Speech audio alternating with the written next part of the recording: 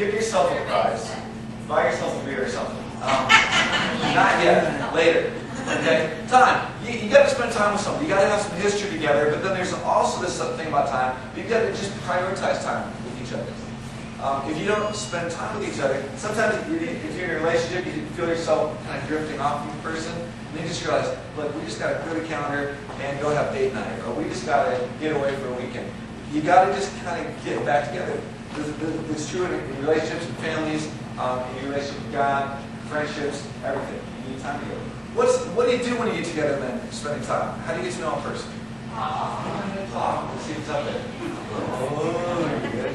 Talking. There are different levels of communication, right? Kind of at a surface level, you're sharing facts. Somebody give me a concept of a fact you might share. What high school did you go to? Oh yeah, sharing what high school you went to. Okay, what high school did you go to? Clayton High School, that's exciting. Now the second level of communication is when you start to share opinions. What do you think of Clayton High School? There's not. Okay. Whoa! Yeah, okay, now. I grew up on the sports side of the track, so I don't fit in that stereotype. But that's the second level of communication where you start to share opinions. Now, there's a little bit more risk when you share an opinion, right? Because at that point, somebody may not agree with your opinion. They might totally kind of get offended by the fact that you call them snobs. But the fact is, at that point, there's a little greater risk, but there's also a little greater reward when you start to share a little bit more about what you think. The deeper level, even below that, would be when you start to share feelings. And unless you start getting to that level, you're not going to really start to build a relationship or really get to know people. But when you start to share your emotions with another person, then, again, the greater risk, vulnerability. Have you shared the L word with somebody close to you? You know, there's always this game. Who's going to say the L word first? Because if you say, I really love you, and they say, that's really cool. I mean, you know how that feels. It's just like, oh, geez. So, risk, but also vulnerability. A third T that you might pull out here is trust, I hear. See, it's an adjective. Okay, trust. I like the definition of trust that Patrick Lencioni uses. I don't know if he's written some business books. One of them is called 5 Dysfunctions of a Team. We've used that on the staff. It's been a great book for us. But he uses a definition of trust in which he says this. It's the confidence that the other person's intentions are good. That there's no reason to be protective or careful. In essence, two or more individuals get comfortable being, the word, vulnerable with each other. And he contrasts that to the standard definition of trust, which is one in which you feel like you can predict another person's behavior.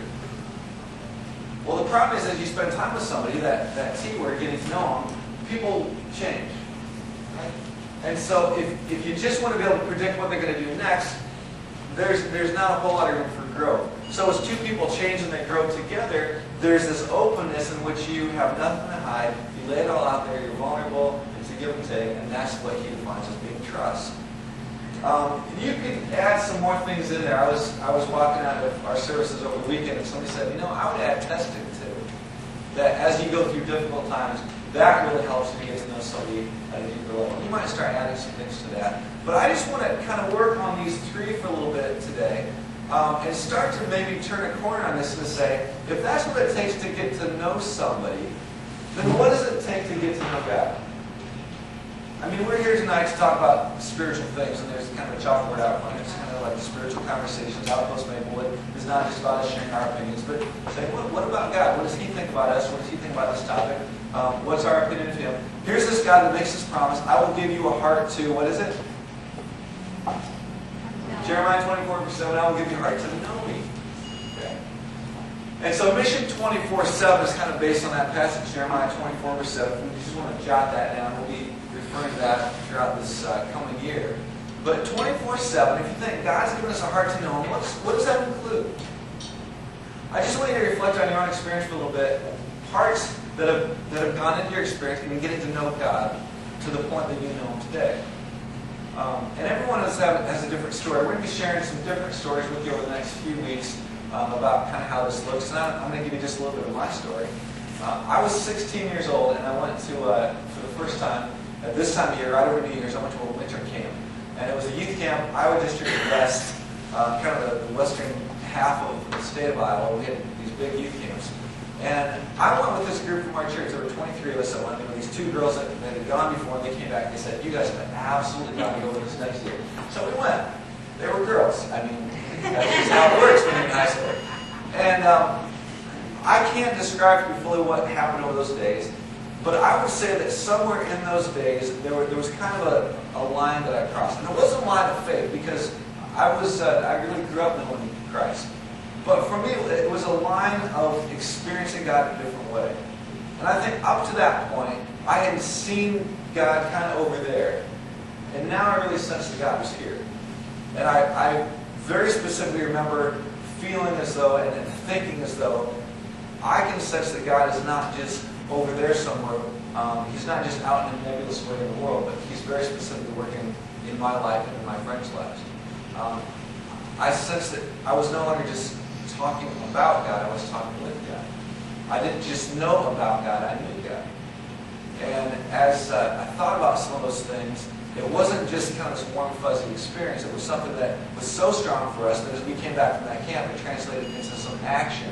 And so as a 16-year-old coming back from this camp, I and 2 of my friends joined our church's board for evangelism. Now, I don't know if you know anything about that, but those were the days when everybody, board for evangelism would actually go out and ring doorbells, and people would actually let you into their living room. You'd sit there for an hour, you'd talk with them about spiritual things. It's almost unheard of today that people would actually, look through the slit in the door, no, go away. But then it's like, oh no, come in, and we'd have conversations with people. And we were trained in an evangelism program. We memorized some Bible passages. We were helped to write a personal testimony out, learn how to share that, how God had worked in our lives, kind of a plan for getting people into conversation. And we would get a stack of index cards on Monday nights. So we walked in this first one, and it's a room full of 50-year-old men and women sitting there, and then these 2 16-year-olds and like a 21-year-old. It was pretty weird. But we'd get a stack of index cards every Monday night, and we would do some training kind of things together, but then we'd all go out and make visits. And I remember sitting in living rooms as a 16-year-old having spiritual conversations with people. But that was part of me getting to know God. And knowing God wasn't just something where, I read His book or I heard about Him. Now I felt like I really met the author.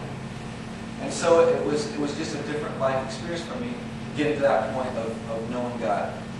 It wasn't much longer that I moved down to Phoenix, Arizona right after college, and I met this guy named Jim James. And as I watched Jim James, Jim was the kind of guy that just kind of wore his faith on his sleeve. And he listened to Christian radio all the time. He was always talking about his faith. He did quiet time. I mean, everybody knew his faith walk. He had this big NIV leather-bound Bible he always carried with him. I sat in the seat of his car right next to him.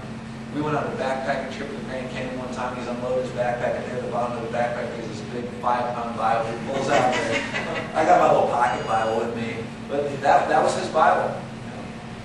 And I watched him, and I thought, this guy is in love with Jesus. And the next thought I had was, I used to be like that. So what changes? I think that's how it is for us. Not every season of my life has been as sold out for Jesus as that one was when I was 16 years old. And there have been ups and downs. But I want to remind you that's the nature of life. We're kind of like the tide. We're coming in and out. We're hot and cold. One minute we're really excited about our faith. The next minute it's like, But it might help you to think, it's like that with everything. One week you're really excited about your job or your schooling or your career. The next week you're thinking, I'm going to get to something else. One week you're really excited about a person in your life and you're excited about a relationship. The next week you say, I'm going to move to Kansas or something. This thing is just not working. We're like that with everything. So I don't think we should be surprised when it comes to our spiritual lives, to our relationship with God, to realize that there's kind of an ebb and flow to that as well. And that's okay. That's just kind of part of the human experience. But as we think about really the new year, I want to ask you a question. What will be the character of your relationship with God in the new year? I was talking to Tricia as we were starting out tonight. She's at some clubs teaching spinning, right? And I said, hey, how was it? She said, it is just packed right now. Isn't that funny? Start of the new year, everybody's there. She saw me in my last 2 months. Probably the last 2 weeks is more in my experience what happens. But as you think about the new year, that's a great time when everybody looks at it and say, what's the character of the new year going to be?